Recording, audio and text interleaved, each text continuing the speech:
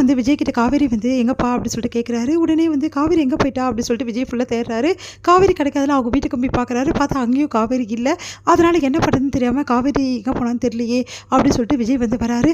பார்த்தா அவரோட ரூமில் வந்து காவேரி இந்த மாதிரி நான் வீட்டை விட்டு போகிறேன், நீங்கள் சந்தோஷமாக இருங்க, நான் இல்லைன்னா உங்களுக்கு சந்தோஷம் தானே, இதுக்கப்புறம் வந்து நீங்கள் என்னை தேட வேணாம், நீங்கள் சந்தோஷமாக இருந்துட்டு போங்க அப்படின்னு சொல்லிட்டு எழுதி வச்சிடுறாங்க. அதனால் வந்து மனசு கஷ்டப்படுறாரு. என்ன பண்ணுறதுன்னு தெரியல, காவேரி எங்கே போய் தேடுறது அப்படின்னு சொல்லிட்டு முடிச்சுட்ருக்காரு. அப்போ தாத்தா கிட்ட நடந்த விஷயத்தெல்லாம் சொல்கிறாரு விஜய்.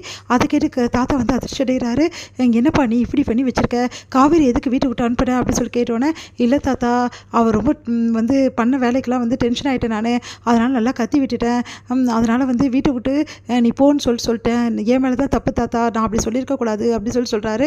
இப்படி பண்ணிட்டு வந்து விஜய், நாங்கள் எல்லாரும் வந்து காவேரி வந்து பேசினாலும் திட்டினாலும் நீ தான்ப்பா அவ கூட ஆறுதலாக இருக்கணும், அது கூட தெரியாதா, பொண்டாட்டிக்கு வந்து புருஷன் தான்ப்பா ஆறுதல், இங்கே பாரு அவள் என்ன தான் தப்பு பண்ணாலும் சரி அவள் கூட நீ இருந்து ஆகணும், புரியுதா, முதல்ல காவேரி தேடி கண்டுபிடிச்சி கூட்டிகிட்டு வா, அவள் வந்து வீட்டை விட்டு போயிருக்கான்னு யாருக்குமே தெரியக்கூடாது, அவங்க வீட்டுக்கும் தெரியக்கூடாது, இந்த வீட்டுக்கும் தெரியக்கூடாது, தெரிஞ்சால் இது ஒரு பெரிய பிரச்சனையாக மாறிடும், அதுக்கப்புறம் காவேரிக்கும் உனக்கும் தான் கெட்ட பேர், புரியுதா அப்படின்னு சொன்னோன்னே சரிங்க தாத்தா அப்படின்றாரு.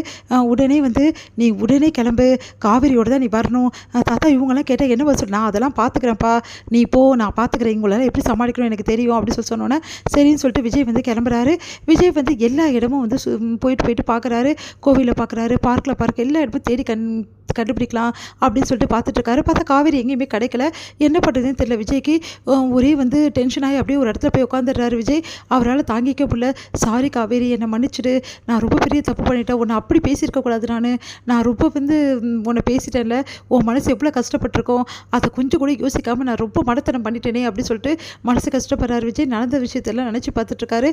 எப்படி வந்து காவேரி திட்டினது, இதுக்கப்புறம் நீ சொல்லிட்டு இருக்க மாட்டாங்க, வீட்டை விட்டு போயிடுவாங்க, யாராக இருந்தாலும் வீட்டை விட்டு போகிறவங்களாம் சொல்லிட்டு இருக்க மாட்டாங்க அப்படின்ற மாதிரி சொன்னது எல்லாத்தையுமே வந்து ஞாபகப்படுத்தி பார்க்குறாரு. சே நான் இவ்வளோ பெரிய தப்பு பண்ணிட்டேன், அவள் பாவம், அவள் என்ன பண்ணுவா, அவள் குடும்பத்துக்காக யோசிச்சா, அதை கூட புரிஞ்சுக்காம நான் ஏன் தான் இப்படி ஆகிட்டோன்னு தெரில, அட்லீஸ்ட் பொறுமையாக சொல்லி அவளுக்கு புரிய வச்சிருக்கலாம், அதை விட்டுட்டு நான் பழைய மாதிரியே ஆகிட்டேன், எனக்கு கொஞ்சம் கூட அறிவே இல்லை அப்படின்னு சொல்லிட்டு தன்னை நொந்துக்கிறாரு. என்ன பண்ணுறதுன்னு தெரியலையே, காவேரி எங்கே போனான்னு தெரியலையே அப்படின்னு சொல்லிட்டு விஜய் ஃபுல்லாகவே தேடிட்டுருக்காரு. இங்கே வந்து பசுபதி வந்து வெளியே வந்துடுறாரு. வெளியே வந்து பசுபதி வந்து நீ கவலைப்படாதம்மா, உடனே உனக்கு கல்யாணத்துக்கு ஏற்பாடு பண்ணுற, உனக்கும் வந்து அஜய்க்கும் வந்து உடனே கல்யாணம் அப்படின்னு அதிர்ச்சி அடைகிறாங்க. ராகினி நிஜமாப்பா, ஆமாம்மா அப்படின்னா, இப்போ தானப்பா வெளியே வந்திருக்கு, பார்க்கலாம்ப்பா அப்படின்னா, இல்லைம்மா இதை உடனே நடத்தி முடிக்கணும், காவேரிக்கு வந்து சரியான பதிலடி நம்ம கொடுத்தே ஆகணும், புரியுதா அப்படின்னோடனே சரிங்கப்பா அப்படின்றாங்க. எப்படிங்க உடனே ஏற்பாடு பண்ண, அதெல்லாம் தெரியாது, ஏற்பாடு பண்ணிடலாம், கல்யாணம் வந்து அஜய் வீட்டுக்கு மட்டும் தெரிஞ்சால் போதும், அவங்க வீட்டில் வேறு யாருக்கும் தெரியவே கூடாது, முக்கியமாக அந்த காவேரிக்கும் சரி அவங்க புருஷனுக்கும் சரி விஜய்க்கும் சரி தெரியவே கூடாது அப்படின்னோடனே எப்படிங்க அதெல்லாம் முடியும், காதும் வச்ச மாதிரி வந்து கல்யாணத்தை முடிக்கணும், முடிச்சுட்டு தாலியோட மணவரையிலேருந்து என் பொண்ணு போய் நிற்கணும், அதை பார்த்து அந்த காவேரி வந்து வாய் அடிச்சு போயிடுவா அப்படின்னு சொன்னோன்னே, அப்பா ஆமாப்பா கரெக்டான வேலை தான் நீங்கள் செய்கிறீங்க அப்படின்னு சொல்லிட்டு ராகினி சந்தோஷப்படுறாங்க.